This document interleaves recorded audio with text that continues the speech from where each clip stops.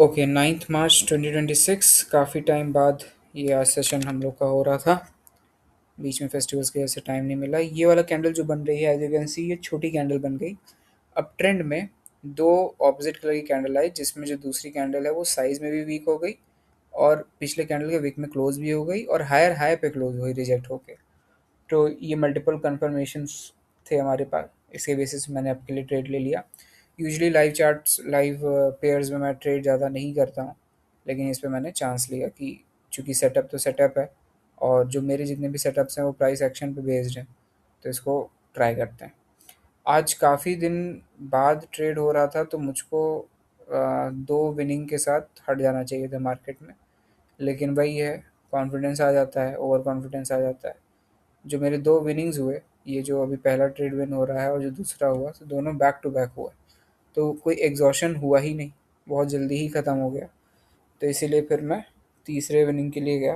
तो उस हिसाब से फिर मुझे नहीं लगता कि वो गलत था मेरा, लेकिन उसके बाद जो मैंने गलत ट्रेड्स लिए हैं वो ज़रूर काउंट होने चाहिए एज मिस्टेक्स। तो ये पहला ट्रेड विन हो गया। सेकंड वाला देख लेते हैं। यहाँ पर क्या हो रहा है कि ये वाली कैंडल, ये अप ट्रेंड था, फिर हायर लो टूटा, फिर बायर्स आए, दूसरी कैंडल ग्रीन वीक हो गई और फिर सेलर्स आ गए। तो यहाँ से मैंने डाउन के लिए ले लिया कंटिन्यूएशन ट्रेड, सिर्फ इसी बेसिस पे कि अब इन लोग का टारगेट जो है वो नया लो लगाना है, क्योंकि जो ट्रेंड है वो टेम्परेली ही सही बट चेंज हो गया है। इसलिए क्योंकि हायर लो का ब्रेकआउट हो गया, फिर जो बायर्स आए उन्होंने भी रीटेस्ट अपना लेवल दे दिया और उसके बाद एक रेड कैंडल भी आ गई एज अ कंफर्मेशन कि भाई हम लोग को नीचे जाना है, प्राइस ने बता दिया। तो इस बेसिस मैंने ट्रेड ले लिया ये। और ये मैंने दिखा रहा हूँ, नया हाई लगा था यहाँ पे, फिर ये नीचे आया, इसने यहाँ से रीटेस्ट किया, फिर ये एक सेलर्स की कैंडल आ गई। खैर, ये वाली जो कैंडल बन रही थी वो काफ़ी नीचे जाने के बाद ऊपर आके ग्रीन में कन्वर्ट हो रही थी, तो मुझे थोड़ा सा शक लग रहा था कि दिक्कत ना हो जाए, क्योंकि ये लाइव पेयर है तो मुझे उतना प्रैक्टिस नहीं है और बस सेटअप मुझे सही मिला, तो और नॉलेज के बेसिस मैंने ये ट्रेड ले लिया। तो ये ट्रेड भी विन हो जाता है, ये भी ट्रेड सही था अपने लॉजिक और सबके हिसाब से, और लाइव चार्ट काम भी आया, लाइव पेयर। अब आ जाते हैं तीसरा ट्रेड। अब यहाँ से मैंने गलतियाँ करनी शुरू की। यहाँ से मैंने डाउन के लिए ट्रेड ले लिया है, लेकिन एक्चुअली में वही वाला जो पिछला चार्ट था, तो वहीं पे सेलर्स वाले लेवल पे मुझे लगा कि ये क्लोज हुआ है, लेकिन एक्चुअली में जो ग्रीन कैंडल है, इफ यू कैन सी, वो उस लेवल के ऊपर क्लोज हुआ है। और ये चूंकि लाइव पेयर है तो यहाँ पे ये सब कुछ बहुत मैटर करता है। अगर उस लेवल के ऊपर क्लोज हुआ है तो वो फिर ऐसा नहीं कि सेलर्स ऊपर से जाकर फिर अचानक से आ जाएंगे और रेड कैंडल बन जाएगी। लाइव पेयर में ज़्यादातर एक्यूरेट चीज़ें होती हैं।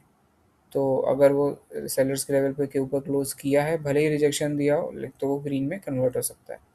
तो ये गलत ट्रेड था, ये रश में लिया गया ट्रेड था। तो बात साफ है कि अगर तीन मेरे लगातार लॉसेस होते हैं तो एसएल हिट होता है। तो अगर उन तीनों ट्रेड्स में से एक भी ट्रेड अगर मैंने अपनी गलती की वजह से अगर वो कर दिया, तो बहुत आराम से एसएल हिट हो सकता है, उसमें कोई डाउट नहीं है। तो ये मेरी प्योरली अपनी गलती की वजह से एसएल हिट हुआ था। अब यहाँ पे आ जाते हैं, ये देखते हैं। इफ़ यू कैन सी, ये जो येलो कलर का लाइन मूविंग एवरेज का लाइन है, ये इसका सपोर्ट ले रहा है बार बार मार्केट। और यहाँ पर एज यू कैन सी, ये जो दो कैंडल्स अभी पिछली ग्रीन बनी, वो पुल बैक के साथ आ रही हैं और लोकल ट्रेंड लाइन से छू के ऊपर जा रही हैं। तो इसी को देखते हुए मैंने आपके लिए ट्रेड ले लिया कि लोकल ट्रेंड लाइन भी है और ईएमए वाली लाइन भी है, और ईएमए वाली लाइन प्रूवन है। अभी पीछे का चार्ट में दिखाऊंगा कि हर जगह वो बार बार जब भी सेलर्स आ रहे हैं तो जा रहा है। यहाँ जो गलती हुआ, ये जो अभी मैं शो कर रहा हूँ अभी इस मोमेंट पे, वो था कि पिछली कैंडल थी फ्लैट हेड। अब अगर वो फ्लैट हेड है तो रेड कैंडल बन सकती है, and on a red becoming candle we can not go for green even at pull back. अब ये और भी चीज़ें थी कि प्राइस पहले नीचे आ गई थी, ऐसा नहीं था कि ऊपर कोई विक विक दे कर आ रही हो। तो इन सारे रीजंस की वजह से भी यहाँ पे एटलीस्ट रिजेक्शन तो मिल ही सकता था। अगर रेड में भी क्लोज होता तब भी रिजेक्शन मिल सकता था, बट वो भी नहीं हुआ। तो हल्का सा मैं इस चीज़ को प्रोबेबिलिटी में भी डालूंगा, और हल्का सा मेरा रूल जो मैंने अपने से ब्रीच कर दिया वो यही कि पिछला फ्लैट हेड कैंडल था तो नहीं लेना चाहिए था। तो ठीक है, कोई बात नहीं। अब आ जाते हैं इसमें।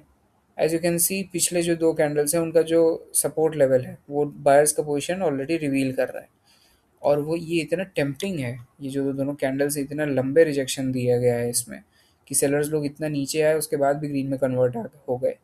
तो अगर इस बार नीचे गए तो कन्वर्ट भले ना हो लेकिन रिजेक्शन तो दे ही देंगे ना, ये तो नॉर्मल सी बात है। तो इसी के बेसिस मैंने ये ट्रेड ले लिया था जब वो लोग बाहर सपोर्ट वाले लेवल पे आए थे।